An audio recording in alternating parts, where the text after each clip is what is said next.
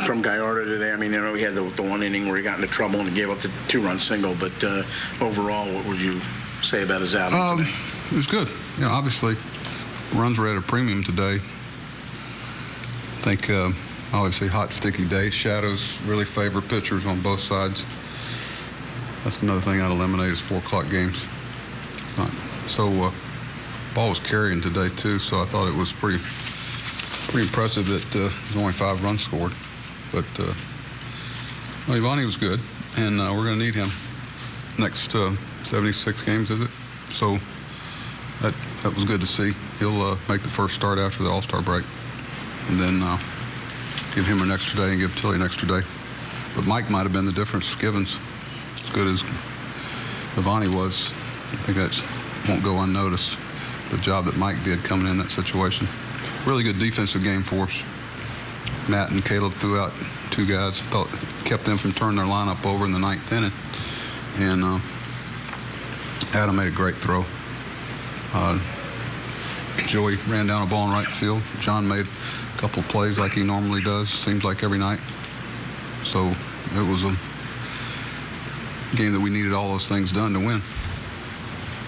When Scope injured the knee last year, one of the reasons you said it was disappointing was because you sensed he was ready to kind of take that next step as a hitter.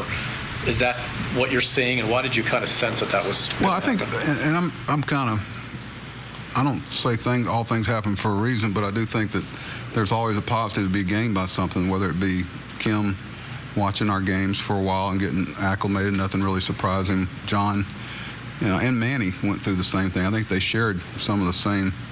I think it's sometimes young players, when they have something like that happen to them, they have to step back. I see John has to do the exercises every day. We didn't do surgery on that.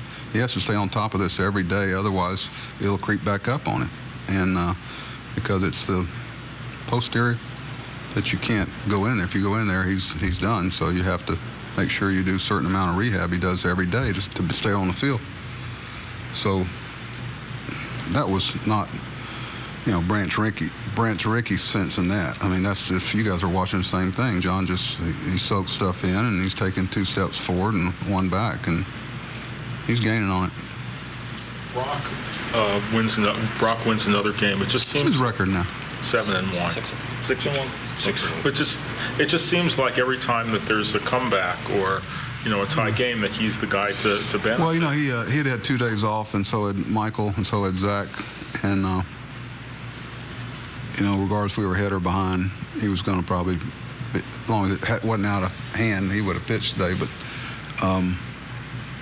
good things have seemed to follow him around in a lot more ways than one.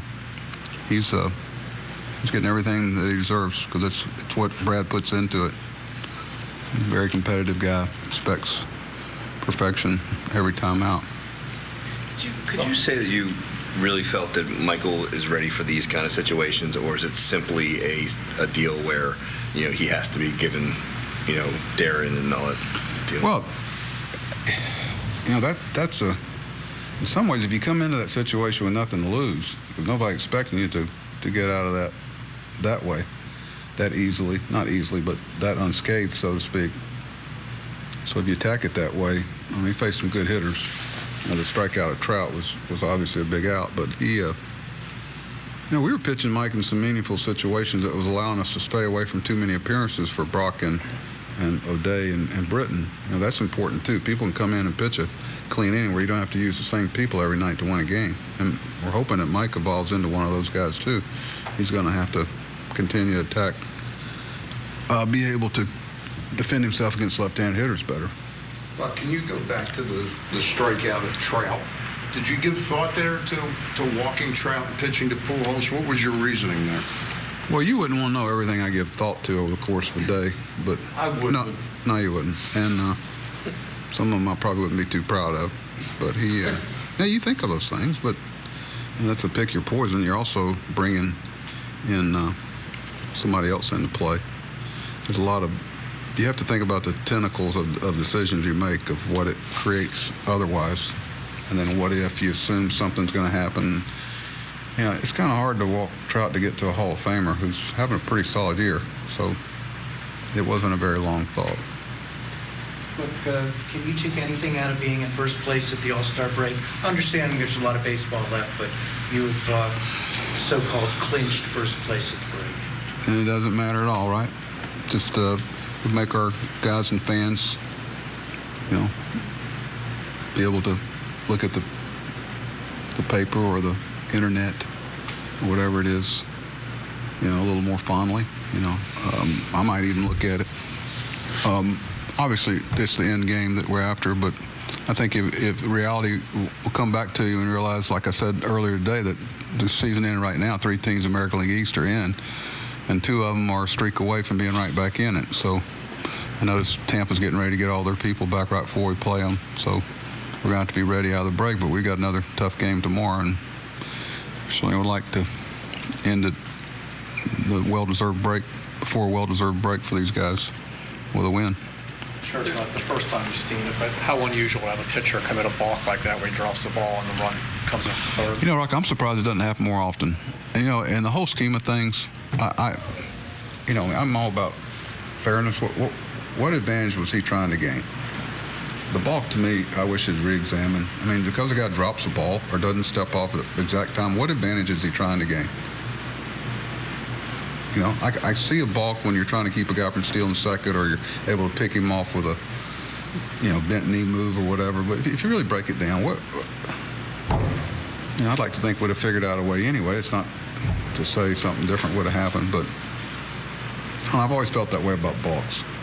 Some guy doesn't come to a complete stop with nobody on, with a man on third and 2 outs. Come on. It's like the other night, the balk they called it was ridiculous. That's a balk by the rule. I mean, you got to call it. I'd have been upset if they didn't. But like the balk they called the other night, we still can't find it. I mean, it's over officiating. But today it wasn't. But that's how I feel about the balk.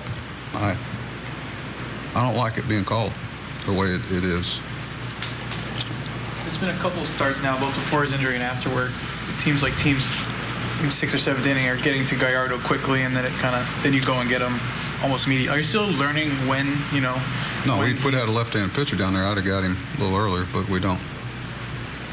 So Michael's not good against those guys, and I also thought, Giovanni, you're asking why I didn't take him out. You're trying to get, that's okay. I asked myself too, but no, it's just, one, I thought he deserved a chance there, and we didn't have a lot of options. And I really was trying to keep away from the left-hand hitters with Mike, as evidenced by the first guy he faced.